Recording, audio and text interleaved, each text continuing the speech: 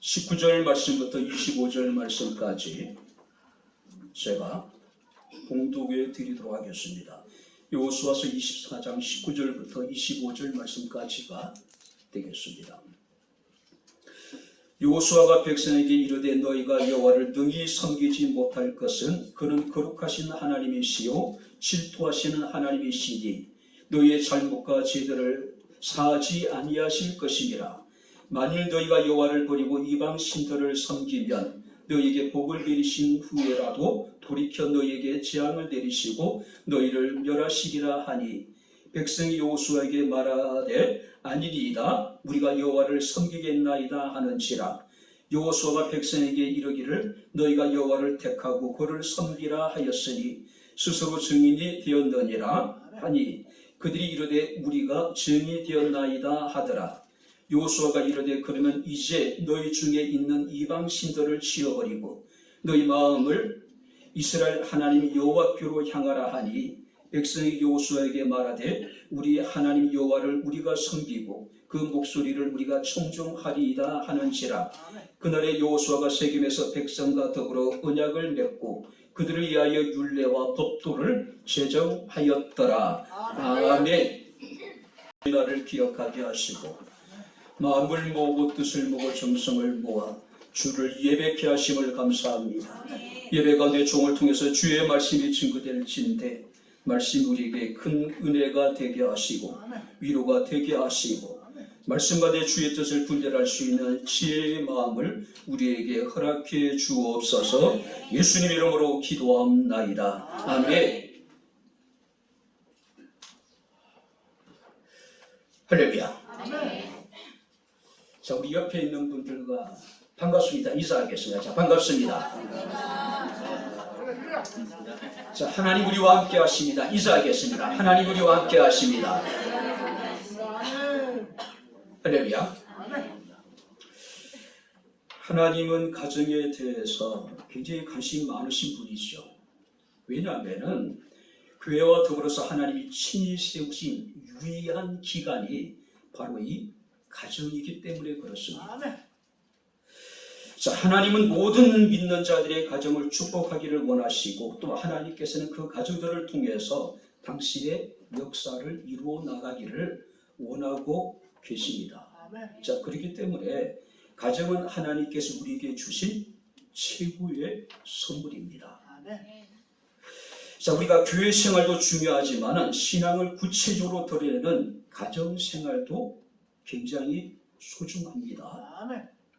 아무리 우리가 교회 안에서 뜻있게 찬양하라고 기도하고 예배를 드린다 하더라도 그의 신앙이 가정에서 증명되지 않는다면 그것은 심각한 문제죠. 자, 하나님은 아이들의 눈을 통해서 우리를 보시고 부모님들을 통해서 우리를 지금도 보살피고 계십니다. 여러분들의 자녀들의 눈에 비춰진 여러분들의 모습은 어떠합니까? 여러분들의 삶을 통해서 우리가 믿는 바 우리의 믿음을 증거할 수 있기를 주님 이름으로 축원합니다. 자, 오늘 본 말씀을 보게 되면 여호수아는 가나안 정복 전쟁을 어느 정도는 완성을 합니다. 자, 완전하지는 않았어요. 왜냐하면 남아있는 많은 이방 민족들이 아직까지 존재했기 때문에 그렇습니다. 자, 이제 젊은 패기가 충만했던 이 여호수아도 나이가 들어 이제 죽게 됩니다. 죽기 전에 자기 백성들을 모아놓고 두 번의 고별 설교를 하게 됩니다. 그리고 이제 이것이 이 여호수아의 마지막 설교입니다. 자, 이제 당시만 하더라도 아직까지 가나안 땅에는 수많은 이방 민족들이 자리 잡고 있었고 그들이 섬기는 신들, 다시 말해서 우상 숭배가 만연되어져 있었습니다. 자, 그래서 여호수아는 죽기 전에 자기 백성들에게 이르기를 여호와께서 지금까지 이스라엘 가운데 어떻게 행해 오셨는지, 하나님이 그들을 여기까지 어떻게 인도하셨는지 과거를 회상을 합니다. 그리고 자기 백성들에게 이르기를 그러므로 이제는 여호와를 경외하며 온전함과 성실함으로 그를 섬기라고 이야기를 합니다. 너희 조상들이 강저쪽과 애굽에 섬기던 신들을 치워버리고 여호와만 섬기라고 말씀을 하고 있어요. 그리고 여호수아는 지체 없이 놀라운 고백을 합니다. 오직 나와 내 집은 여호와를 섬기겠노라. 할렐루야. 자, 이것은 백성들을 선동하는 게 아닙니다. 협박하는 게 아니에요. 이겨버리는 게 아닙니다. 자신의 삶 가운데 여호와께서 행하셨던 일들을 그가 기억해 봤을 때에 자신이 실제로 체험했던 그 신앙적인 놀라운 경험들을 통해서 바로 이와 같은 놀라운 고백이 나오게 된 겁니다. 자, 여호수아에게 있어서는 하나님이 섬기는 일과 세상에 어떤 것도 비교할 만한 가치가 있는 것이 없었어요.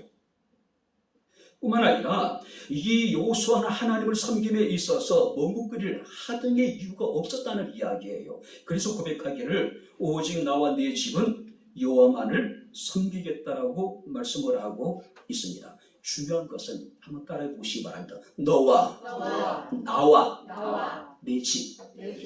할렐루야. 아멘. 내가 예수를 믿고 구원받는 것도 중요하지만은 더 중요한 것은 우리의 이 신앙이 우리의 자손들에게 계승되어져야 된다는 사실이에요. 자, 여호수아에게 있어서 가나안 정복 전제도 중요하지만 더 중요한 것은 여호와의 신앙이 자신들의 후대의 자손들에게 계속해서 계승되어지니 더 중요했단 말이에요. 오늘 우리가 믿음 생활하면서 중요한 것은 내가 정말 예수를 잘 믿는 것 중요하지만은 내가 믿는 이 믿음을 우리의 자손들이 계속해서 이어서 우리의 믿음을 지켜나가는 것. 그래서 우리가 사도행전 16장 31절 말씀을 보게 되면은 주 예수를 믿으라 그리하면 너와 내 집이 구원을 얻을 것이다. 아멘. 성경의 역사를 보게 되면은 루디아가 그랬고 고넬료가 그랬고 여러분들이 빌보 감옥의 간수장도 마찬가지입니다. 그들을 통해서 그들의 가정이 함께 구원을 받게 되었다는 사실이에요. 실제적으로 주 70년 로마의 티토스 장군에 의하여 예루살렘이 철저하게 파괴됩니다. 자, 그때부터 1948년도 이스라엘이 다시 건국되기까지 이스라엘 유대 민족은 2000년 동안 나라를 잃은 만국의 한을 가지고 살아갑니다. 그런데 2000년 동안 나라가 없음에도 불구하고 전 세계에 유리 방어했던 민족에도 불구하고 그들이 유대인의 정체성을 잃어버리지 않아요. 전 세계 어느 민족이 2000년을 나라를 잃고 나라가 망하고 다시 그 나라가 건국된 나라가 어디에 있을까요? 우리 일제 35년의 강점기 시대를 지나게 됩니다. 많은 역사가들이 이야기를 해요. 몇 년만 더 일제 강점기가 계속됐다면 조선의 독립은 대한민국의 독립은 불가능했을 거라고 얘기를 해요. 왜냐하면 일제 말에 대부분의 지식인들이 친일로 돌아간 이유가 뭡니까? 대한이 독립될 것이 불가능하다고 여긴 거예요. 아니, 러시아도 일본의 지지, 청나라도 지지, 중국도 지잖아요. 그러니 조선에 우리 대한에 무슨 독립의 희망이 있겠느냐는 이야기예요. 근데 2000년입니다. 2000년이에요. 그죠? 자, 여러분들이 유대인의 정체성을 잃어버리지 않았던 것. 다시 그들이 국가를 건국할 수 있던 것은 뭐냐면은 가정교육의 결과예요. 나라는 망했지만은 국가의 지도자는 없었지만은 제대로 된 가정 내 신앙적인 교육이 있었기 때문에 그들은 유대인의 정체성을 잃어버리지 않았다고 하는 사실이에요.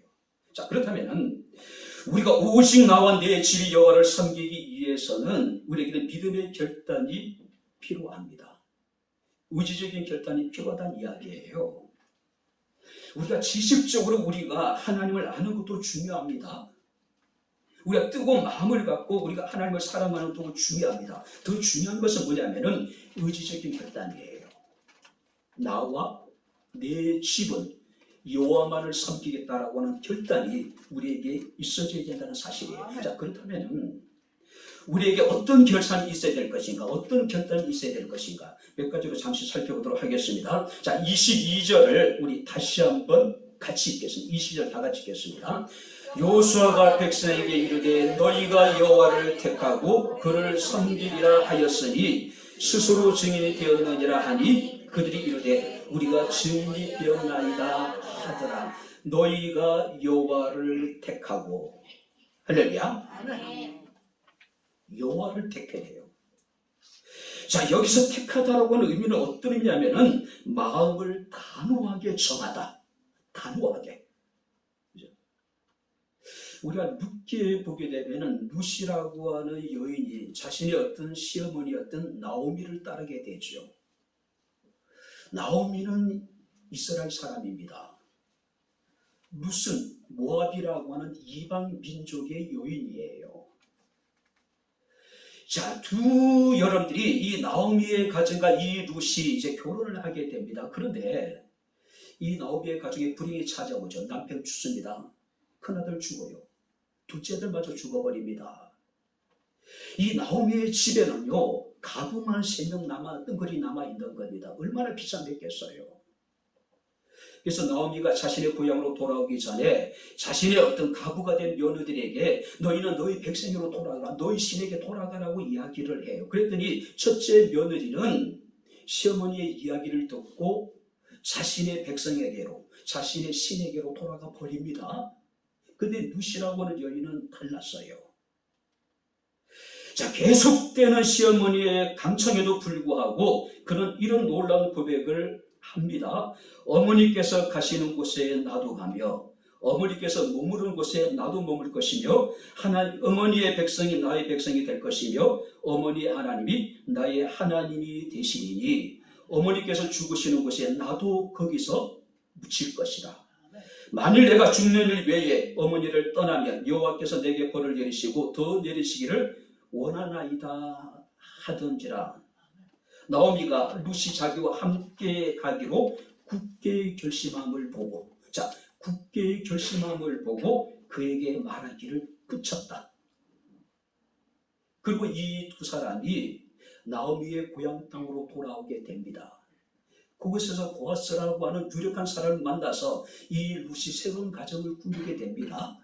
그 사이에 태어난 사람들이 다윗이고 그 후손들이 예수 그리스도예요.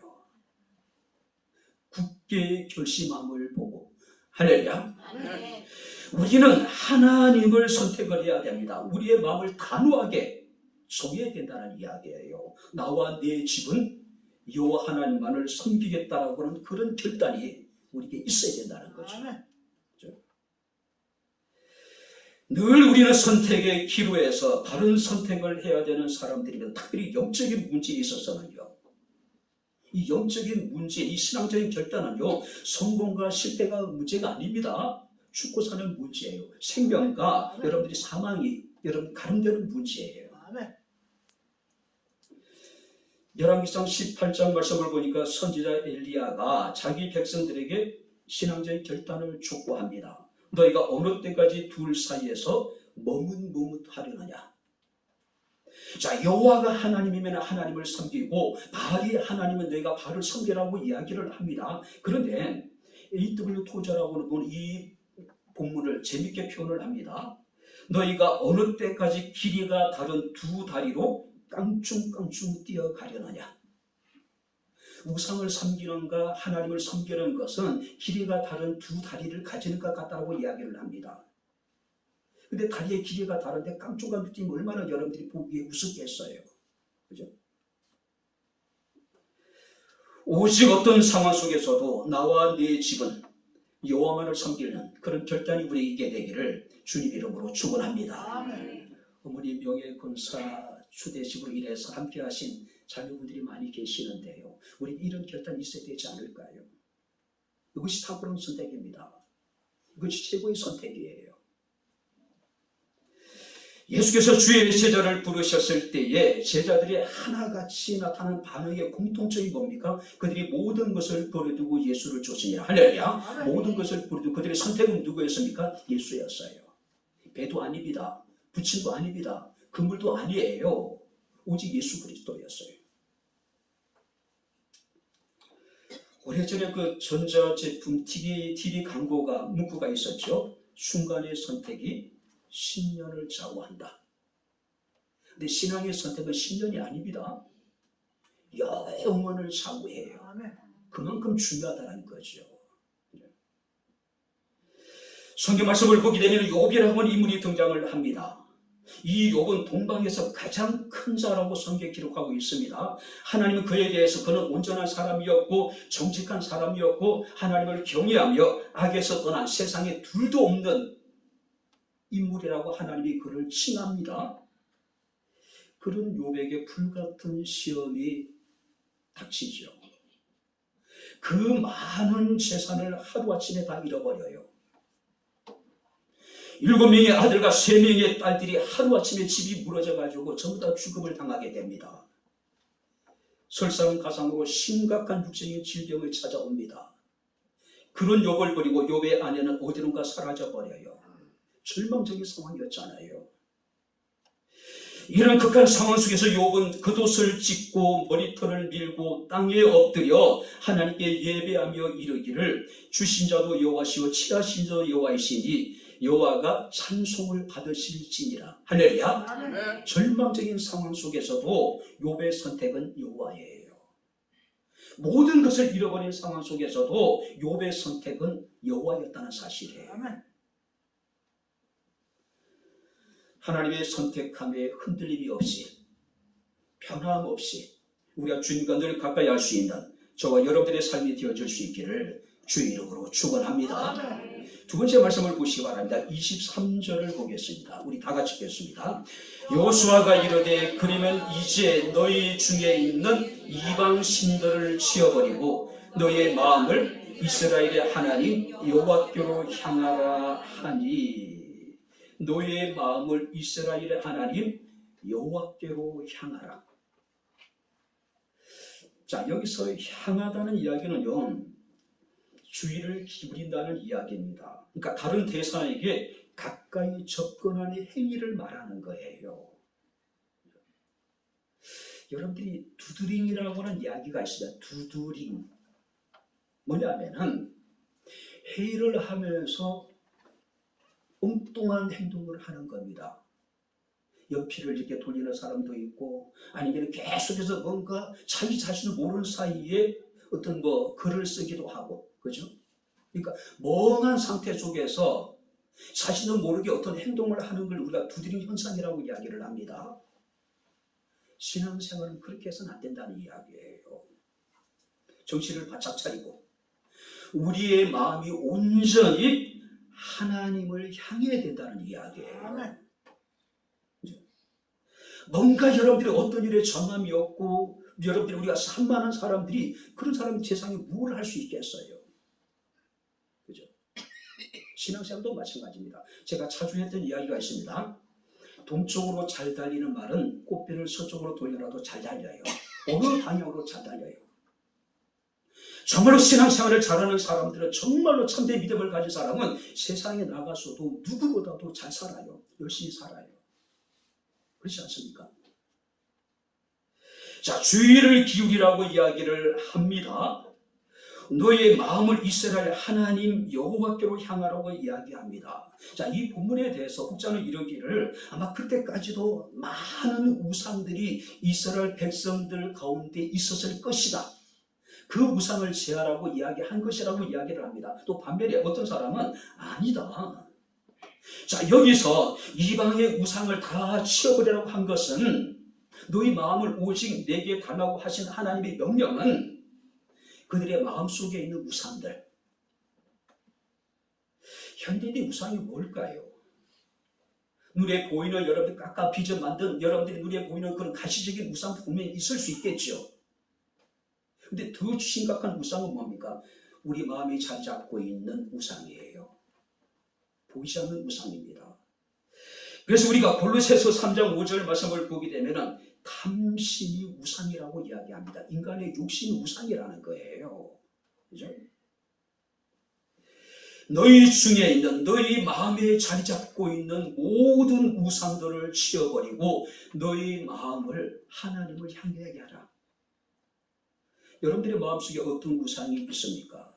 물질에 대한 우상, 어떤 명예, 권력, 육체적인 쾌락, 때로는 자신이 우상이 되기도 합니다. 친구가 우상이 되기도 해요. 사랑하는 연인이 우상이 되기도 합니다.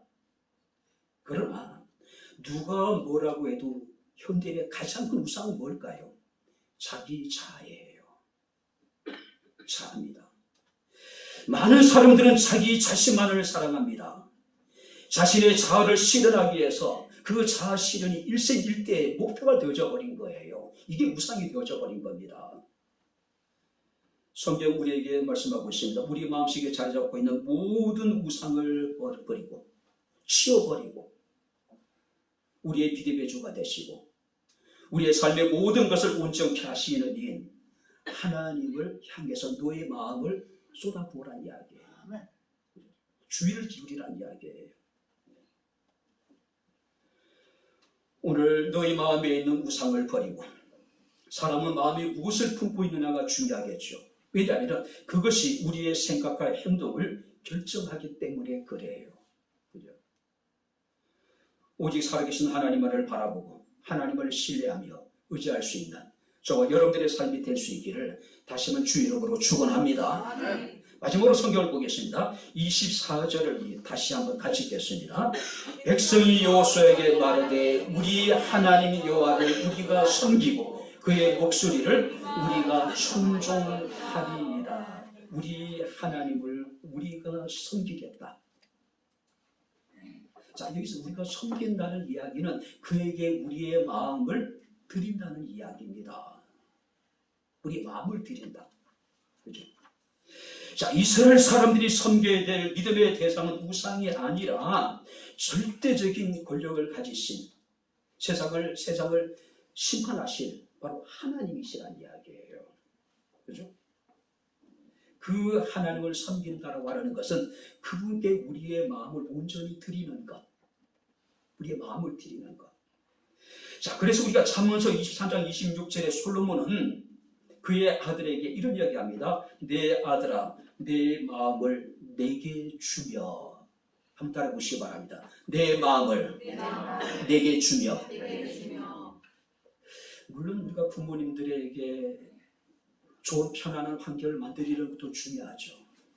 예쁜 옷을 입혀드리고 맛있는 거 사드리고 또 용돈을 많이 드릴 수 있다면 참 좋겠지요. 근데 더 중요한 건 뭡니까? 우리의 마음을 부모님께 드리는 것. 할렐루야. 부모님 우리가 섬기는 것. 그죠?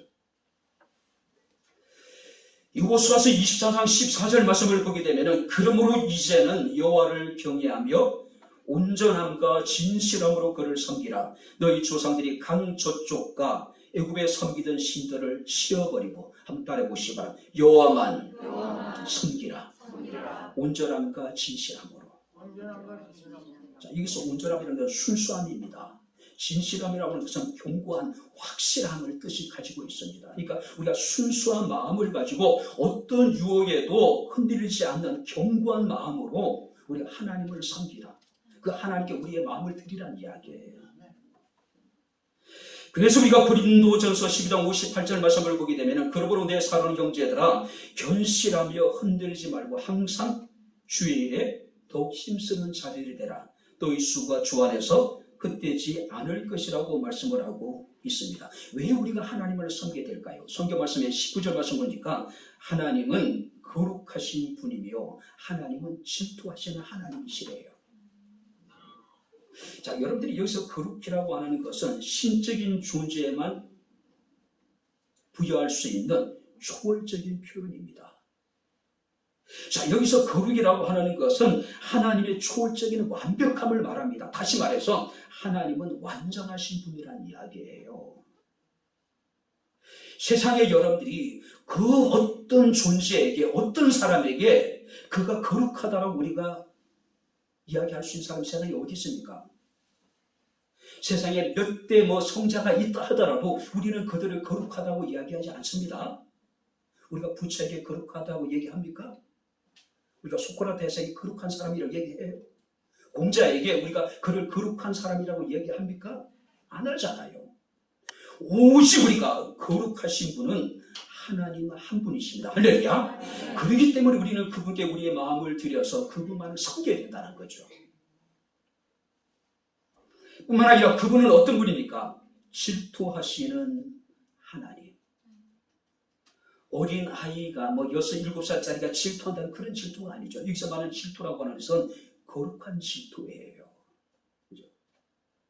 적어도 내가 사랑하는 사람이 있고 그가 나를 사랑하는데 이 사람이 만약에 다른 사람이 눈길을 준다면은 여러분들이 시기하지 않고 질투하지 않을 사람이 세상에 어디 있겠어요? 우리를 너무나도 사랑하시기 때문에 하나님은 온전히 우리를 통해서 영광을 받으시기를 원하시는 거예요. 너무나도 우리를 사랑하시기 때문에 하나님은 우리가 하나님만을 섬기기를 원하시는 거예요. 그래서 우리가 이사야서 42장 8절에 나는 내 영광을 다른 자에게 내 찬송을 우상에게 주지 않겠다. 오직 하나님만이 영광을 받으시기를 원하시고 하나님만이 찬송을 받으시기를 원하시는 분이란 이야기예요. 그분만이 유일하신 하나님이고 그분만이 유일한 창조주가 되신 분이고 그분만이 우리의 유일한 구원자가 되시기 때문에 그렇습니다. 그렇기 때문에 우리는 오직 나와 내 집은 여호와만을 섬기겠노라. 할렐루야. 우리의 마음을 드리는 겁니다. 마음을 드린다는 것은 우리의 전부를 드린다는 이야기예요. 자, 여러분들이 신앙생활에 있어서 중간지대는 존재하지 않습니다. 신앙에 있어서 회색주의자가 돼서는 안 돼요. 신앙생활하면서 이것도 좋고 저것도 좋고 모든 것이 다 좋다고 그건 결코 올바른 신앙생활이 아닙니다. 오직 나와 내 집은 여호와만을 섬기겠다는 거죠. 하나님만을. 그렇죠? 이제 말씀을 마치도록 하겠습니다. 다니엘서 3장에 보게 되면 바벨론의 느부갓네살 왕이 거대한 금신상을 만들어 놓습니다. 그리고 많은 이제 자신의 백성들을 그 신상 앞으로 모으지요. 온갖 악기의 소리가 들리거든 일제히 모든 바벨론의 백성들이 그 신상 앞에 엎드려 절을 하라고 하는 명령이 내려지게 됩니다. 만약에 누구든지 그 왕의 명령을 거부할 경우에 뜨거운 풀무불 속에, 그러니까 용광로 속에 던져버리겠다는 이야기예요. 많은 악기 소리와 더불어서 모든 바벨론의 백성들이 일제히 느부갓네살 왕의 금신상 앞에 엎드려 절을 합니다. 그런데 무릎을 꿇지 않는 사람이 있었어요. 다니엘의 세 친구였던 사드락과 메삭과 아벳노고라고 하는 인물입니다. 사람들이 그를 참수합니다. 느부갓네살 왕이 분노합니다. 그를 자기 앞으로 끌어오게 만들어요. 자, 느부갓네살 왕은요, 나름대로 이 사드락과 메삭과 아벳노고를 굉장히 사랑했습니다. 그런데 설사 그가 사랑했던 신하들이라 하더라도 왕의 명령을 전면으로 부정을 했잖아요. 수많은 사람들이 금신상 앞에 일제히 절을 하는 순간에 그들만이 무릎을 꿇지 않고 꼿꼿하게 서 있는 겁니다. 모든 사람들의 눈에 다 들어오잖아요. 그렇죠? 수많은 사람들이 웃음거렸을까요? 어찌 이런 일이 일어나서는 안 된 일이 지금 벌어진 거잖아요. 자, 느부갓네살 왕이 사드락과 메삭과 아벳노고에게 다시 한번 기회를 줍니다. 이제라도 악기 소리가 나거든 금신상 앞에 절을 해라. 만약 이번에도 절을 하지 않으면 내가 너희를 뜨거운 용광로 속에 집어쳐 넣어버리겠다고 이야기를 하죠. 그때 사드락과 메삭과 아벳노고가 놀라운 고백을 합니다. 느부갓네살이여, 우리가 이 일에 대하여 왕에게 대답할 필요가 없습니다. 와, 잠깐 무릎을 꿇고 절만 하면 살 수 있는데 자기를 아끼고 총애하는 그 느부갓네살 왕의 그 호의를 이렇게까지 외면해버리는 거예요. 거부해버리는 겁니다. 대답할 필요가 없다. 대답할 가치가 없다는 이야기예요. 그래서 이런 이야기를 합니다. 우리가 섬기는 우리 하나님이 우리를 맹렬히 타는 풀무불 가운데서 능히 건져내시겠고 왕의 손에도 건져내실 것입니다. 그렇게 하지 아니하실지라도 우리가 왕의 신들을 섬기지도 아니하고 왕이 세운 금신상 앞에 절하지도 아니할 줄 아옵소서. 차라리 죽이란 이야기예요. 죽어도 우상에게는 무릎을 꿇지 않겠다는 이야기죠. 절을 하지 않겠다는 이야기예요. 한번 따라해 보시기 바랍니다. 그리 아니하실지라도. 할렐루야. 이것이 믿음입니다. 그리 아니하실지라도, 자신이 원하는 바대로 모든 것이 이루어지지 않는다 하더라도, 설사 내 신앙으로 인해서 내가 풀물 속에 던져진다 하더라도, 내가 이 자리에서 비참하게 죽는 한이 있더라도, 하나님이 나를 돌아보지 아니하시고 하나님 나를 구원해 주지 아니하신다 하더라도 나는 우상 앞에 절을 하지 않겠다는 이야기예요. 그리 아니하실지라도.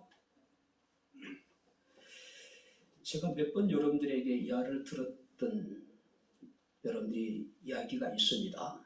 제가 일사단에서 이제 군정전사로 이렇게 활동을 했습니다. 저 문산이 주 활동 배경이었습니다. 평일날 되게 되면은 이제 대대 군종들이 이제 문산의 풍년당이라고는 이제 빵집에 이렇게 모여서 이렇게 이제 함께 군종 사역에 대해서 서로 대화를 나누기도 하고 함께 이제 즐거운 시간을 보내기도 하고. 그때 문산에 최초로 카페가 들어왔어요. 아침 이슬이라고 하는 2층에 있었는데 터미널 옆에 곳에 가서 이제 커피를 마시고 있는데 심한 중증 장애를 가진 2명의 자매가 저희 테이블로 가까이 오더라고요. 그래서 뭔가 이제 이렇게 티켓 같은 것을 저에게 내놓습니다. 티켓 제목이 뭐냐면은 그래도 할렐루야예요. 중증 장애인들을 위한 1, 2차 집을, 1, 1차 집을 연다는 거예요. 그러니까 티켓을 좀 팔아달라는 이야기예요. 자기 자신도 굉장히 심각한 중증 장애를 가지고 있습니다.